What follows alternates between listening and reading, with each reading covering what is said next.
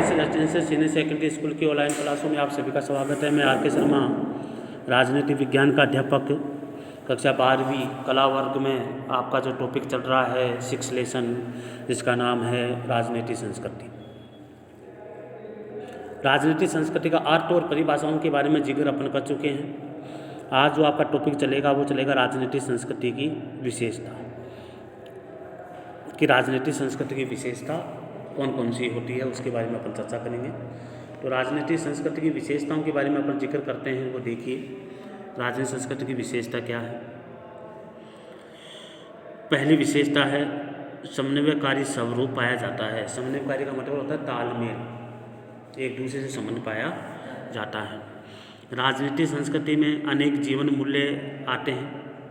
नवीन और प्राचीन जीवन मूल्यों को नियंत्रित संघर्ष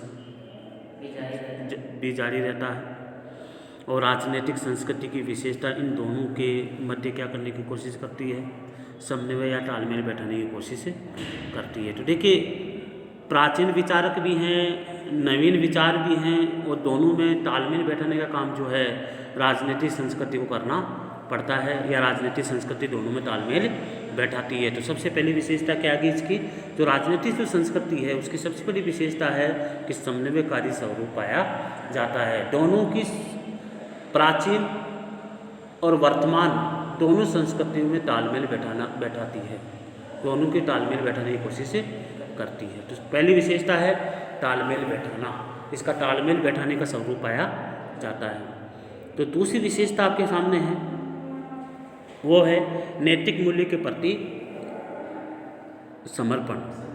तो नैतिक मूल्य के प्रति समर्पण की भावना जो है राजनीतिक संस्कृति की दूसरी विशेषता है।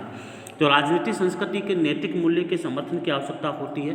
नैतिक मूल्यों की स्थापना में कभी समाज का धार्मिक स्वरूप योगदान देता है, कि समाज की धार्मिक स्वरूप जो है वो योगदान देने में सबसे बड़ी भूमिका निभाता है।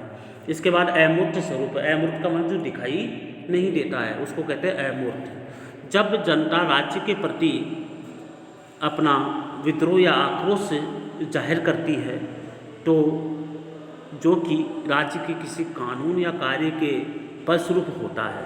जब कोई राज्य कानून बनाता है तो जनता उसका विरोध करती है, जनता उसको आक्रोश करती है, तब जनता की मानसिक स्थिति को समझा नहीं जा सकता। जब ये संघर्ष करती है या लड़ाई करती है, आक्रोश करती है, आंदोलन करती है, तो उस वक्त जनता की मानसिक स्थिति को नहीं पहचान पाते हैं, ठीक है, क्योंकि जनता की मनोमस्तिष्क में विचार अमूर्त होते हैं। तो जनता की जो मनोस्थिति होती है या मन की जो स्थिति होती है वो अशांत होती है, उस वक्त अपन इसके उनकी भावनाओं और या उनके विचारों को समझ नहीं पाते। तो इसको समझने के लिए किसका प्रयोग किया जाता है, राजनीतिक संस्कृति का प्रयोग किया जाता है। तो राजनीतिक संस्कृति उनके मनोविचारों को पहचान लेती है। तो ये तीसरी विशेषता पाई जाती है अमूर्त स्वरूप। चौथी विशेषता है गतिशीलता।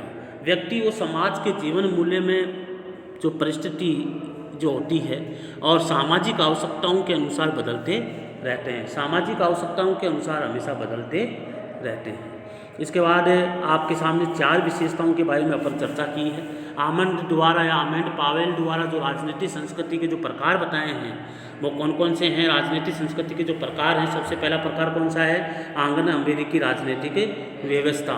तो आंग्ल जो है आंग्ल अमेरिकी राजनीतिक व्यवस्था का मतलब होता है ब्रिटिश और अमेरिका की राजनीतिक व्यवस्था किस प्रकार की है, समझ गए ना, इसके बोलते हैं आंग्ल अमेरिकी राजनीतिक व्यवस्था। तो देखिए क्या है, ब्रिटेन अमेरिका जैसे देशों में सामंजस्यकारी उदारवादी मूल्य वाली लोकतांत्रिक राजनीतिक संस्कृति पाई जाती है।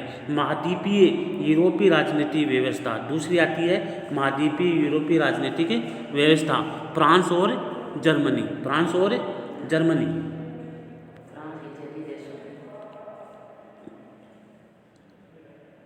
देशों में इत्यादि देशों में उदारवादी लोकतांत्रिक व्यवस्था के बावजूद एक राजनीतिक संस्कृति के बजाय कई उप संस्कृतियाँ और परिणाम स्वरूप हिंसक संघर्ष भी उत्पन्न होता है। इसके बाद अगला है, तीसरी है अपश्चिमी अथवा पूर्व औद्योगिक राजनीतिक व्यवस्था। तो देखिए एशिया तथा अफ्रीका के अनेक पूरे उपनिवेशिक जहाँ औद्योगिक के आर्थिक विकास और लोकतांत्रिक ये जो अल्प विकसित जो व्यवस्था है से माना जाता है, जहाँ पर लोकतांत्रिक जो है व्यवस्था सही ढंग से नहीं हो पा रही है, विकास सही ढंग से नहीं हो पा रहा है। और चौथी जो बताई गई है सर्वाधिकारवादी राजनीतिक व्यवस्था। तो देखिए अधिनायकवादी सर्वाधिकारवादी लोकतांत्रिक राजनीतिक व्यवस्था जहाँ पक्ष विपक्ष जो है की संभावना का विरोध होने की संभावना सबसे ज़्यादा होती है, वो कौन सा देश होता है? एशिया अफ्रीका में इस प्रकार की समस्या देखने को मिलती है। एशिया मानी भारत भी इसमें शामिल होता है, जिसमें पक्ष और विपक्ष पाया जाता है। इसके बाद राजनीतिक संस्कृति उपागम और जो लाभ कौन कौन से हैं? तो देखिए राजनीतिक संस्कृति के उपागम के लाभ जो है इसके बारे में चर्चा करेंगे। सबसे पहला जो लाभ या महत्व है, सबसे पहला है राजनीतिक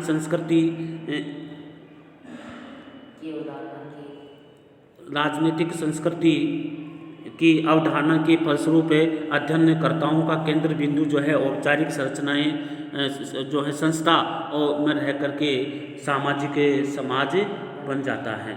दूसरी जो विशेषता है, दूसरा लाभ है राजनीतिक शक्तियों को राजनीतिक क्रियाओं के अध्ययन में सामाजिक सांस्कृतिक तत्वों के लिए जो है विवश करके राजनीतिक शास्त्र का विकास किया जाता है।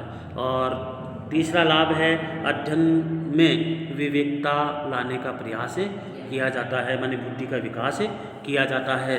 और राजनीतिक चौथा विशेषता है राजनीतिक संस्कृति उपागम में ये बताने का प्रयास किया जाता है क्योंकि विभिन्न राजनीतिक समाज विभिन्न प्रकार की विशांति दिशा ग्रहण करते हैं। तो कई प्रकार की जो संस्कृति जो अलग अलग पाई जाती है उसमें भी कई प्रकार की दिशा ग्रहण करने का काम होता है।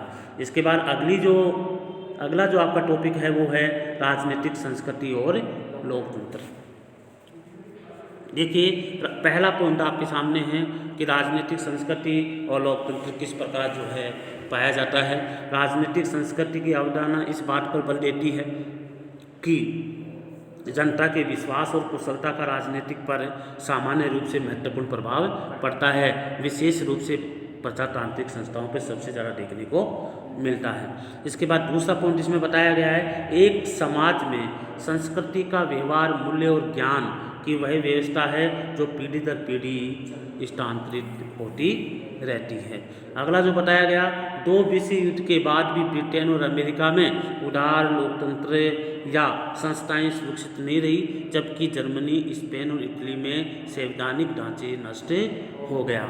अगला जो इसमें जो बताया गया है वो देखिए इटली चौथा है इटली जर्मनी में ये सबक सीखा कि संवैधानिक ढांचे होंगे, धीरे धीरे उदार लोकतंत्र की स्थापना होगी। ये कह रहे कि जहाँ पर संविधान पाया जाता है या संवैधानिक ढांचा जहाँ पाया जाता है वहाँ उदार लोकतंत्र अपने आप स्थापित हो जाएगा। पांचवा बताया गया कि लोकतांत्रिक प्रणाली मात्र उचित और उपयुक्त सामाजिक परिवेश को राजनीतिक संस्कृति द्वारा ही निर्मित किया जा सकता है। और छठा जो बताया गया आपके राजनीतिक संस्कृति और लोकतंत्र के मध्य संबंधों के बारे में जो है आमंड और सिडनी वर्बा द्वारा 1963 में अपनी पुस्तक में ये कहा गया। और उसकी पुस्तक का क्या नाम है? The civil culture political attitude democracy in few nations. ठीक है, तो इस प्रकार इसमें ये उसकी पुस्तक का नाम है, इसलिए ये ज़्यादा बड़ी पुस्तक है, थोड़ा ध्यान रखना इसका। आमंड और वर्बा ने राजनीतिक संस्कृति से तात्पर्य है राजनीतिक संस्कृति दलों न्यायालयों और राजनीतिक दलों और न्यायालयों और संविधान और राज्य के इतिहास में मनुष्य अपने आप को रखता है। ये आपका जो 6 लेसन है राजनीतिक संस्कृति वो आपका पूर्ण हुआ। और किसी प्रकार की अगर कोई समस्या है, कोई पॉइंट समझ में नहीं आ रहा है तो आप मेरे से संपर्क कर सकते हैं या व्हाट्सएप के माध्यम से या कॉल के माध्यम से, जब भी आपकी सुविधा हो स्कूल में आकर भी मिल सकते हो, इसलिए आपकी समस्या का समाधान हो सकता है। आज की क्लास में इतना ही है। जय हिंद।